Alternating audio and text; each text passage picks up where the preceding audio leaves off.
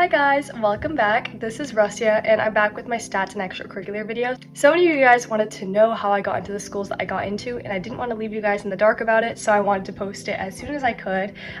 Before we begin, I just want to say a huge thank you for all the support that you guys have provided on my last video. My decision reactions means the whole world to me, and I'm so glad that I was able to inspire so many of you. If you haven't watched it already, go watch that first, because that is a lot of background as to why I was making this video and talks a lot more about my process on a raw level and why I decided to even create content in the first place. So go check it out if you haven't already. Just for some recap, the schools that I got into were UT Austin with their business major, and then also as part of their Canfield Business Honors program. I got into UNC Chapel Hill. I was an assured admit to their business school. So UNC, you don't get into your major until your sophomore year. So I was guaranteed to get into business instead of having to apply, if that makes sense. And then I also got a study abroad program there, and I was also part of Honors Carolina, which is like their honors program. Georgia Tech, I got in for business as well. USC, I got in for business. Emory was also business.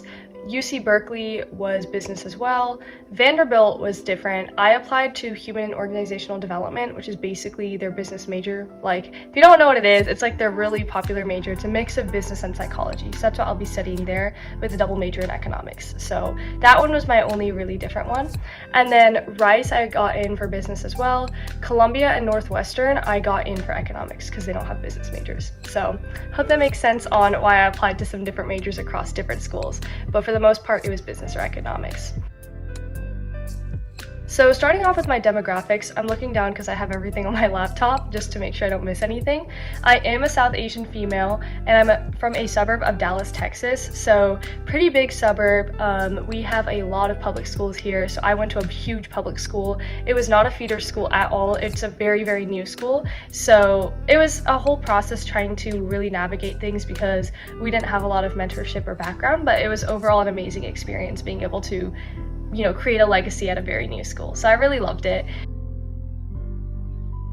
In terms of my future plans and like kind of what I made my whole theme of my college application, my primary goal is to go into venture capital or private equity, which is like investing. If you don't know what that is, it's like you're a shark on Shark Tank and you're investing in companies, and specifically empowering women in the space. There's a huge gender gap in venture capital, which I could talk about for hours, but I will save you the yap.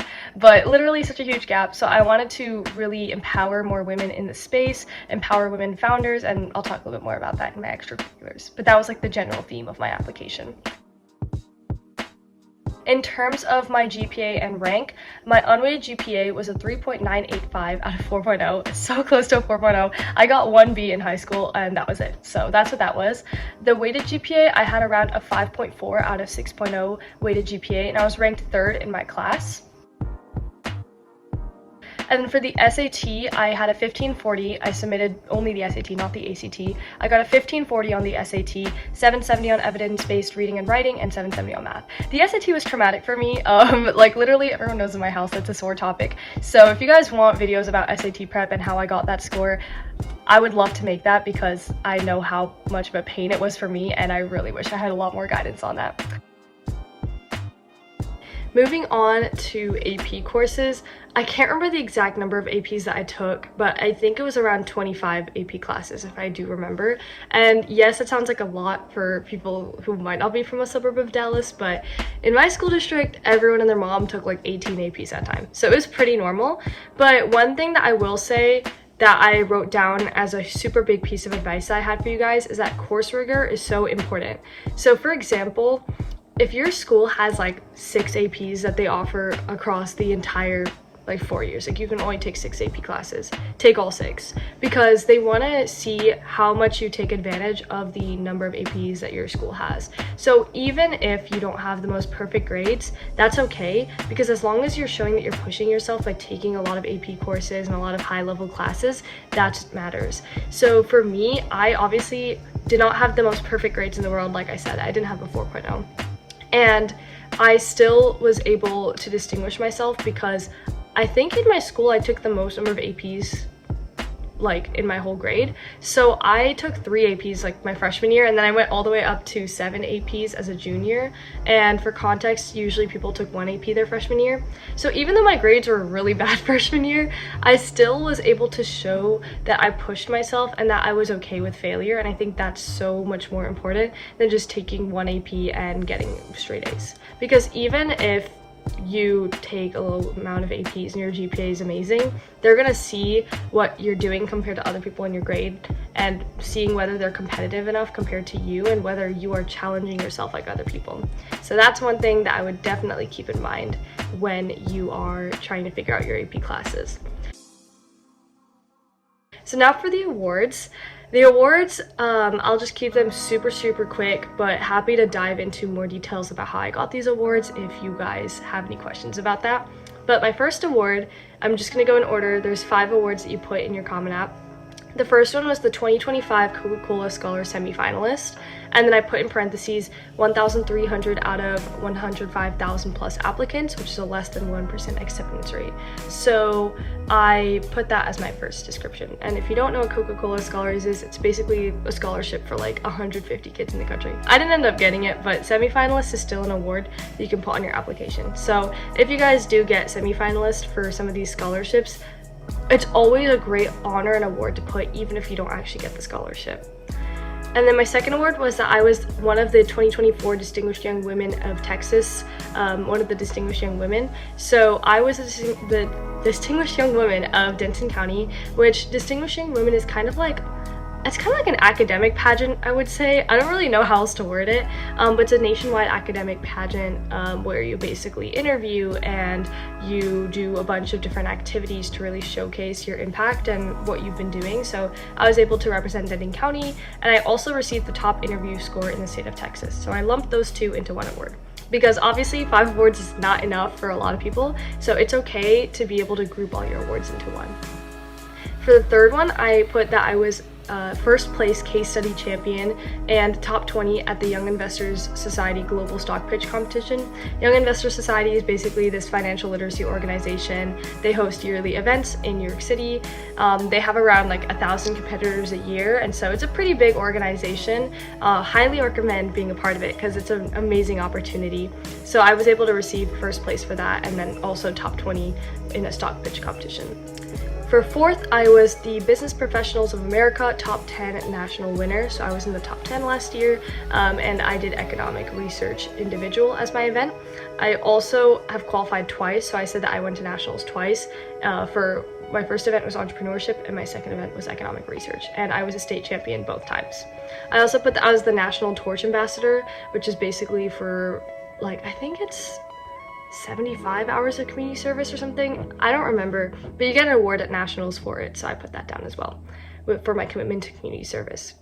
And then my fifth award was that I was a DECA ICDC qualifier, and then I was also a 3-time regional champion, so I qualified for state every single year that I did DECA, 2 times for business growth plan, and then 1 time for international business plan. Now it's time for the activities section. This is going to be super long, so just stay tuned because this is going to be chaotic. I'm going to try to keep things as short as I can, but still informative. So the first extracurricular, like I mentioned, super passionate about empowering women founders and just women in venture capital in general. So my first extracurricular was that I was the founder and managing partner of Girls Fund the World, which was basically an organization that I started because less than 2% of all venture capital funding went to women founders, and so I really wanted to help advocate for women business owners by hosting weekly spotlights. I'm also super passionate about gender psychology, so I wrote an investment thesis on how investing in women founders is actually really profitable, and it's not just a social gimmick, it actually does have true financial returns. So for my second extracurricular, I was a chapter coordinator for an organization called Girls into Venture Capital, and it's the largest organization that's dedicated to women in venture capital, and I was the first high school student that was part of the organization. I was responsible for creating chapters across the United States. Girls into Venture Capital is, like I mentioned, I was the only high school student, so it's actually for universities. So I helped create chapters for interested universities such as Princeton, Harvard, UCLA, and then we were also expanding to Stanford, USC, and more. So I grew the organization to, well, not I personally, but I helped grow the organization to 5,000 plus members in 60 plus countries alongside my team. So for my third extracurricular, I put 3X because I interned at 3 different places and I just didn't have room. So I put 3X venture capital intern at Power to Pitch, Techstars Fort Worth, and Julian Capital. And this is all as part of this program at my school called Independent Study and Mentorship, where you work on your dream career and you get to intern under someone and work on a final project. So that's why I was able to be a part of some of these different projects. So I actually was able to conduct a case study on the benefit of startup accelerators on the growth of pre-seed ventures. I helped source startups, which is basically helping find startups for venture capitalists, and I reviewed over 70 pitch decks, and I was also able to shadow mock investor pitches where we would basically work with startup founders and they would practice their pitches for investors. And so we'd give them feedback, and it was a really, really great experience. For my fourth extracurricular, I put that I was part of the Superintendent's Council and the Principal's Advisory Council in my school district, and I was selected as the sole representative for my grade on my campus to serve on the council, and there's only 48 students that are chosen across my school district, so that's 60,000 students, and that would be around a 0.08% acceptance rate. So I did put down the acceptance rates for each of these programs. We got to vote on bonds and district-wide policies. We got to update our weighted GPA system to provide a more holistic review for students that are part of career and technical education. And then we also wanted to limit unhealthy competition.